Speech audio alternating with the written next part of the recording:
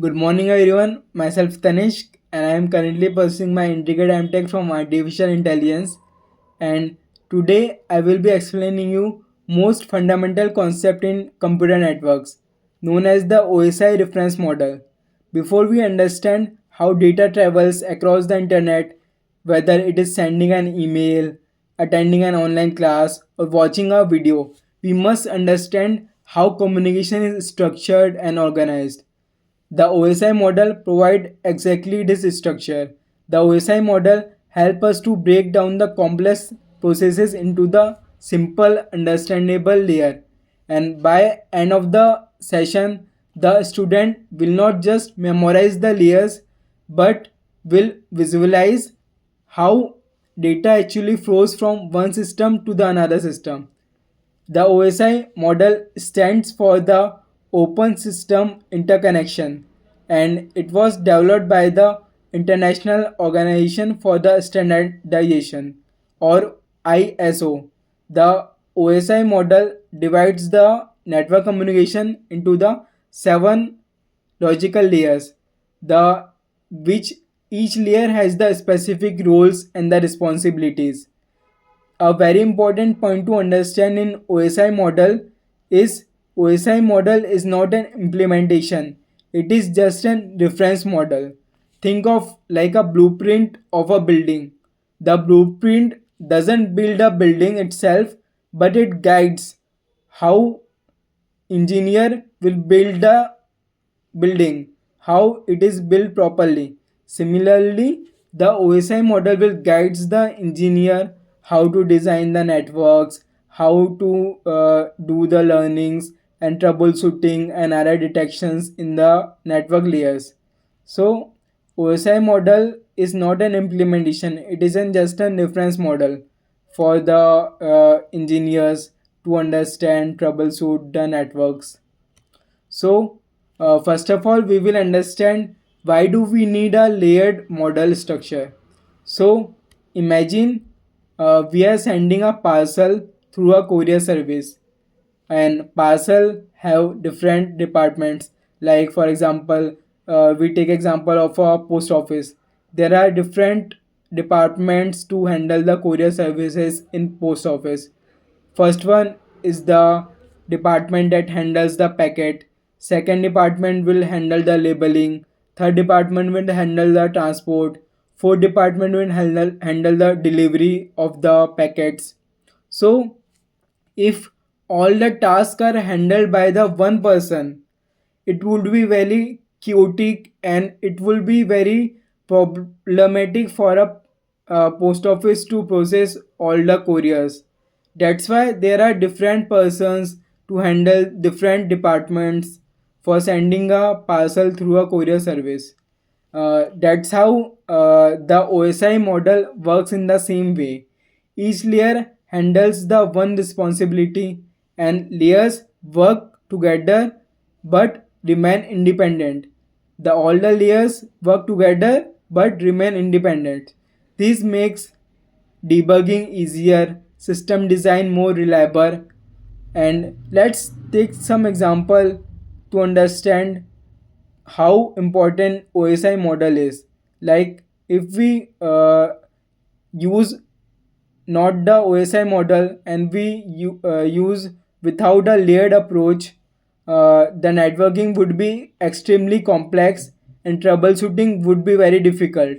And with OSI model, each layer can be developed independently. Errors can be isolated to specific layers. So that's how OSI model is important, and that's why we use OSI model in designing the networks or in various cloud services. So, OSI model majorly consists seven layers that is arranged from top to bottom. The first one is the application layer, second one is the presentation layer, third one is the session layer, fourth one is the transport layer, fifth one is the network layer, sixth one is the data link layer, and the last layer is the physical layer. We are arranging it from top to bottom. So let's understand the each layer properly. So For the students to understand and memorize this all layer in the proper manner, there is common mnemonic used by student to remember these all layers. That is, all people seems to need data processing. So if you understand and remember this sentence, you can remember the names of all the layers. The sentence is all people seems to need data processing. For different word you can remember different layers. For example, for using all, you can understand and remember application layer. People, people you can remember presentation layer. Seam you can remember session layer. Tour you can remember transport layer. Need you can remember network layer. Data, data link layer you can remember. Processing you can remember physical layer. So it will explain each layer from top to bottom in an organized manner. So let's understand each layer. So first one we will understand the physical layer. So in physical layer, it is very important how we are transferring our data and how we are transferring our data in bit bytes format and 01 formats. So the physical layer deals with the actual transmission of the bits over a physical network. It includes the cables, signals, voltages, connectors. The example of the physical layer is the Ethernet cables, fiber optics, and the wireless signals.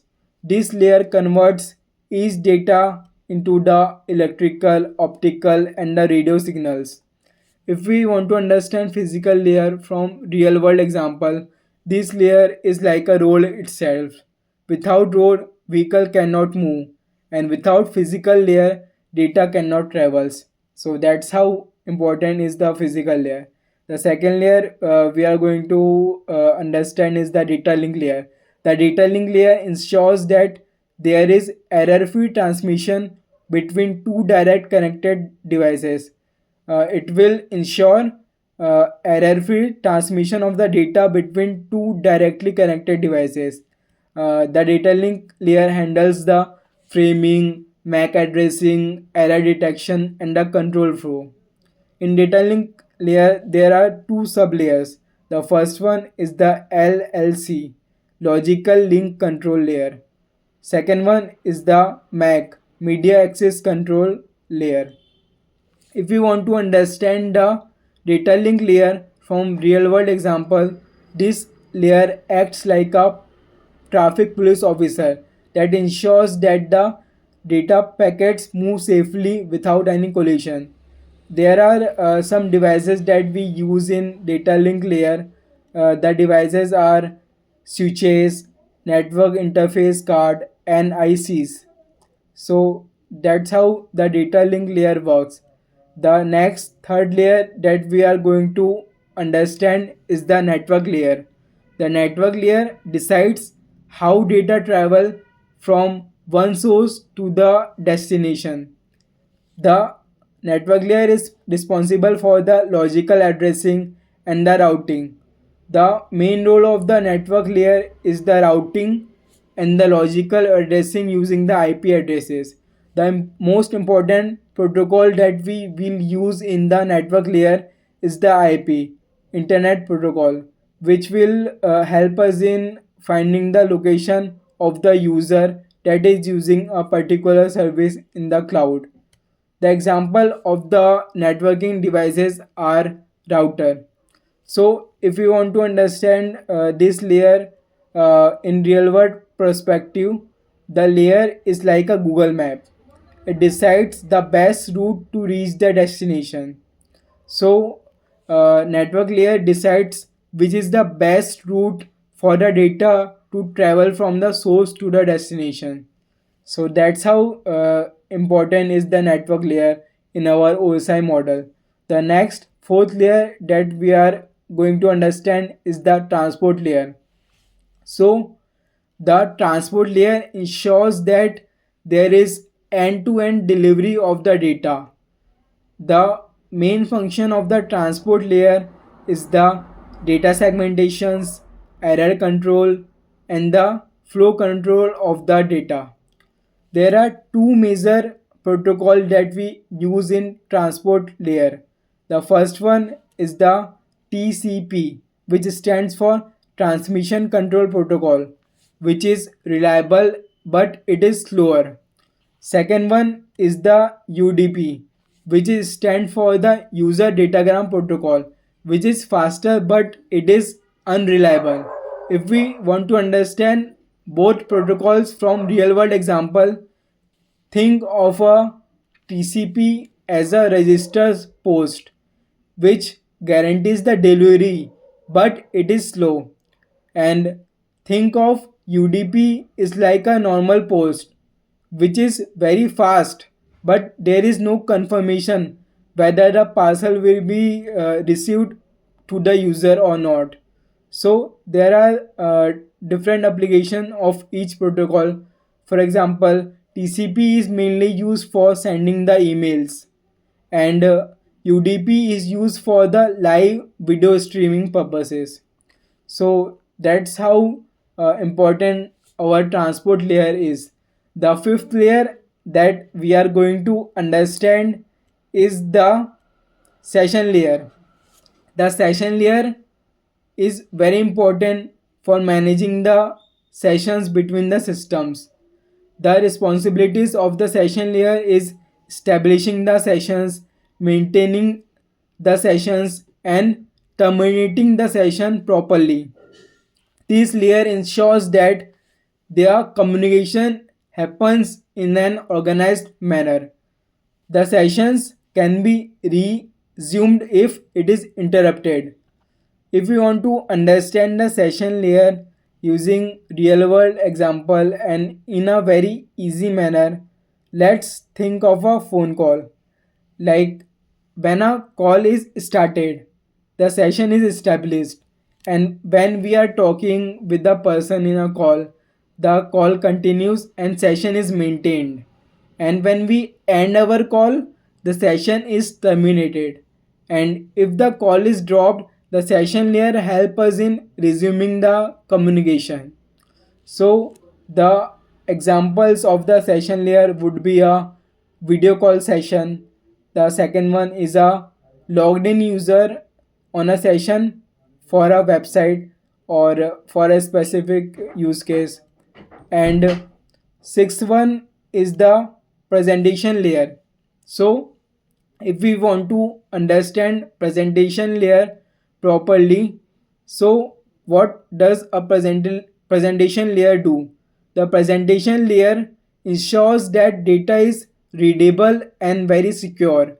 We can read our data properly for transferring it from one system to the other, and it is transferred very securely. The main responsibilities of the presentation layer includes the data formatting, encryption and the decryption, the compression of the data. For example, the encryptions in the HTTPs, which is performed by the presentation layer. For example, converting the data into the formats like ASCII codes or the Unicodes for better understanding for the computer systems. These all things are done and performed by the presentation layer. If we want to understand the presentation layer using a real world example, or we want to understand it properly, so let's take an example. This layer works like a language translator. If one person speaks English and the other person speaks the French, the translator ensures that there would be correct understanding. And similarly, the presentation layer ensures that the data sent by one system is properly understood by the another system. So that's how the presentation layer works in the real world scenario, and that's how it ensures that data is in readable format and very secure while transferring the data from one system to the another system. The last layer that we are going to understand is the application layer. So the application layer is a layer which is very close to the user, and it provides various kind of networking services applications like web browser, a email client for sending and receiving the emails for the user, and file transfer tools for transferring the various kind of files like documents, http files, readme files. So files of the various format we can transfer using various tools. So that's how important is application layer. There are some examples of the protocols that we will use in our application layer. The first one is the HTTP protocol, Hypertext Transfer Protocol. Second one is the FTP protocol, File Transfer Protocol. Third one is the SMTP, Simple Mail Transfer Protocol, which is basically used for uh, sending and receiving the mails. Fourth one is the DNS, which is the domain name server, which is assigned for every website having the different domain names for understanding the website has different addresses. So, if we want to understand the application layer using a real world example, think of this layer as an customer service desk, like where a user places a request. So we can understand application layer as a customer service desk where user places different kind of request. For example, in websites we request for the login. We are sending the email, for sending the various different kind of files. So, for example, when you open a website, the browser doesn't directly talk to the internet, it communicates through the application layer. So, that's how important the application layer is in the OSI reference model. So, OSI model is very important for us. The OSI model help us in understanding the networking step by step. It help us in troubleshooting the issues and finding the errors efficiently. It help us in designing the scalable systems. So, for example, if internet is not working, so what we will do? First of all, we will check the cables if it is working properly or not, which is the physical layer. Secondly, we will check the IP addresses, which is comes under the network layer. Third, we will check the application if application is properly working or not. That comes under the application layer. So that's how OSI model will help us in troubleshooting the system and designing the scalable system using the 7 layers of the OSI models. So that's how important the OSI model is in designing scalable system. So to summarize, the OSI model divides the communication into 7 layers, and each layer has different responsibilities, and together they ensure that there is smooth data transmission. And a strong understanding of the OSI reference model forms the foundation of the networking. And if any student wants to build a career in the fields of the cybersecurity or cloud computing, the OSI model is very, very important. Thank you, everyone, for your time, and thank you very much for this amazing opportunity to explain the OSI reference model. Thank you.